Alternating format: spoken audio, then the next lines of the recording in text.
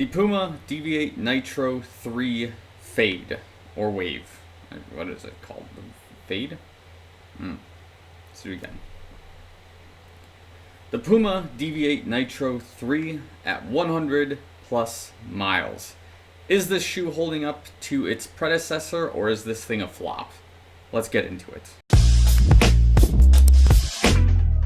So before we get into the video, make sure you like the video, subscribe to the channel if you're already subscribed watching the content. Thanks so much. Love you guys a lot. Make sure you're following me on Instagram and Strava for all sorts of other updates and things of that sort. So without further ado, let's begin. Specs of the shoe somewhere up here where you can see them. And yeah, let's just get right away into the outsoles of what I've done to these shoes at this time. So here we go. That is our left foot. Here is our right foot. And I'll say this right off the rip with the outsoles. We know they're different than the Deviate Nitro 2, and I have a whole comparison video. I'll link it down below if you want to watch that, just for some of my initial thoughts on it. But with having no lugs on this shoe and slightly less rubber, in my opinion, on the various structure pieces of the shoe, I'm expecting some more wear in various places, but I wasn't nearly expecting this that we're seeing, right? So, again, the areas I do watch on the shoe are the outside anterior to toe box area, as those are kind of my launch points for the shoe.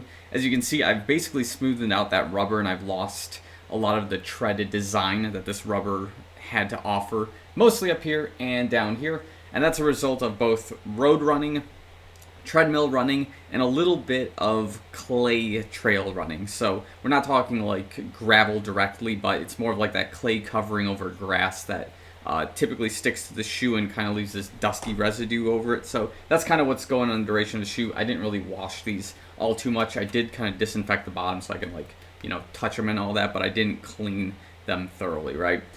So anyways, that's something interesting to note, is that 100 miles in, the level of wear that is concerning. It's a yellow flag. It's not a red flag necessarily, because there isn't any structural depreciation across the shoe. Like, the foam is still in good shape, the rubber is still intact in the right places, in my opinion. The foam isn't chopped up, worn up, the plate isn't sticking out, so we're in a yellow flag situation here. And just kind of as I predicted in terms of ride with the shoe, or maybe before we even get there, let's just make sure we got everything in the left foot. Right, so left foot, the wear is a lot greater in this area. Toe box, not as profound in the tip area, but still kind of running on the side here. So again, being a 10 millimeter offset or stack height shoe, it's going to cause a bit of that supination to counteract any sort of natural pronation or femoral inversion that may be occurring, right? So if you're like me and you have femoral anteversion and your knees kind of bend inwards a little bit, this is just like an extra push out, and that's kind of why we're seeing the wear kind of on the pieces of the shoe where we see it. But that being said, I'm almost kicking it too much to that side, and yeah, that's why we're essentially seeing that wear. But the trade-off there is I'm used to running in like 8mm, 10mm stack height shoes. It's just, I shouldn't get used to them. I should get into something a little more natural based on the way my feet land on the ground and knees and things like that. So at this stage, just monitoring the way this looks. Is it nearly as bad as the Deviate Nitro 2 is at this stage in time? I don't really remember. I don't think so, because I still see a lot of the tread in the central area, whereas in the Deviate Nitro 2 there was lugs, which were kind of burning a lot more because of how little surface area they took up. Whereas here, we got this large flat piece of tread kind of running across the shoe.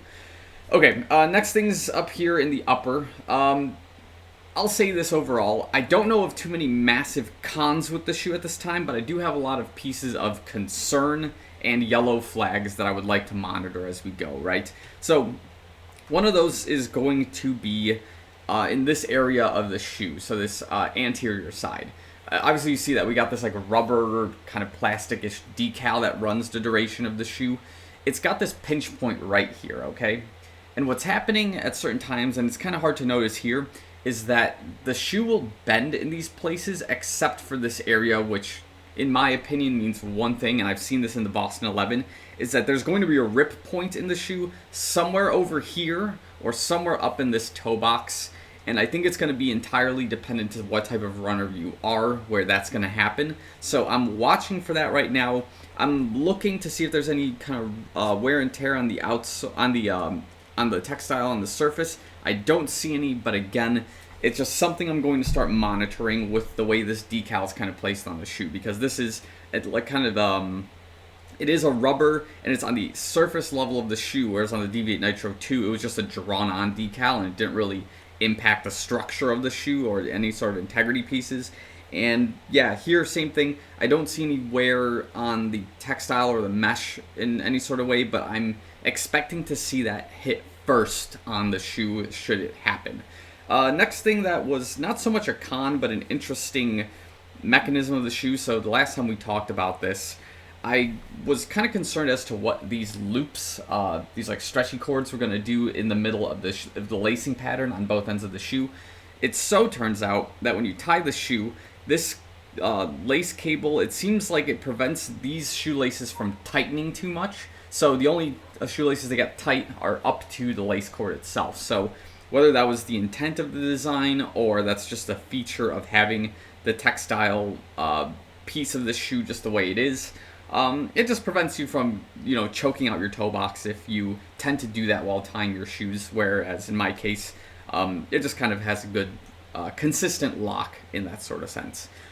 Other things to consider, I discussed how this heel cup thing was kind of interesting. I wasn't sure what its intent was going to be ultimately, but at this stage of the game, it's not really impacting the run whatsoever in a negative way. I was concerned about it. Now I'm just kind of neutral, like, okay, if this is a heel guard or a heel cup of any sort, it's doing its job properly, and I think we could just continue using it without any repercussions or any sort of downsides to running with this shoe. Last thing is probably the ride and the consistency of the shoe. So sort of as I predicted, I wasn't expecting the shoe to go extremely fast. It is fast for what I want it to do, just based on like the way the foam is structured, where you have your fast foam on top throughout the duration of the shoe, and then you have the more durable, responsive foam on the bottom working in tandem with the rubber. So that being said, it keeps the ride fairly consistent. I don't feel like I'm sprinting at sections and slowing down too much. It keeps my pace controlled, just being able to have this foam combination throughout the shoe, right? So it's kind of hard to explain, because a lot of people can be like, well, I can control that with any shoe. Well, sometimes when you're going up a hill or down a hill, your paces will change and you'll feel more work or less work depending. And in this case, like, throughout whatever you're trying to do, if you're like keeping a mindset of, hey, I want to run 740 or 750 pace consistently, or 715 if you want to go faster, like, as long as you are conscious of the fact that you're putting in that effort, the shoe's going to work with you. Whereas some shoes will get heavier as you go along, some shoes will start losing their snap as you're in the middle of your run. This one keeps all of your intentions consistent as you're going along with the ride as you see fit. Now, if you're trying to like bust, 440 pace in these, that's a you thing, but I don't think I can run 440s in these necessarily at this time, maybe in a future date. But again, as a daily trainer, I'm trying to keep it more for my daily sort of work, not my huge explosive style workouts. Last thing to mention is probably, again, another yellow flag, is the overall ride with the stack height. So again, 10 millimeter offset, 10 millimeter stack has one universal issue that I've seen with the Nike Tempo Next Percent, with this shoe, maybe once with the Pegasus 37 when I was running consistently with it, is that when you're running, your toes kind of get pushed into the toe box, and if they don't get pushed, your feet will grab to the ground, and then they push downwards. And what's happening there is like your fingernails and your toes kind of have like the same structure, right? Where if you push down on a surface, your fingers will keep the grip on the surface, and your foot won't necessarily slide, right? But what's happening is you expose your toenails or your front nails a little bit more, and that repetitive kind of motion of stretching your nails forward starts hurting the feet in some instances, and in some cases the nail may dig into another toenail in your foot, and you might cause internal bleeding in the shoe, right? And that also does get kind of sore after a while, and I definitely remember this in the Tempo Next Percent that I ran like 2 weeks straight in that shoe. no issues, just having really fast runs, and my toes were just like, yo, this is enough. We need a shoe with a lower stack that we can like relax in, because we're smacking this toe box. We're constantly shifting forward, and the toenails keep sticking out. Like, this is ridiculous, kind of a thing. That was the feedback I got from the shoe. So I was kind of experiencing that here, and I did switch into like the Adios Pro 3, my race day shoe at this time, just to kind of change it up a little bit. And yeah, it does work. So that's, I think, a general issue with 10mm offset shoes, is you do have to rotate out of them, and I think having a more frequent rotation is probably the right idea. Not like 2 weeks of this shoe and then like a couple of days and then 2 weeks. Like, I think more frequent is the move. So what's moving on from here? Again, I'm going to continue daily training in this shoe. I still really like this shoe. It's very consistent. It has a lot of the similar feels, minus the stack height, to the Deviate Nitro 2, which I enjoyed. And it's actually prompted me into buying, I believe it's the, what's the race day shoe that Puma uses now? Is that the Fast R Nitro? I think that's the one. Basically, I do have a pair of Fast R Nitros on the way, so I'm going to use that as my daily trainer with that shoe.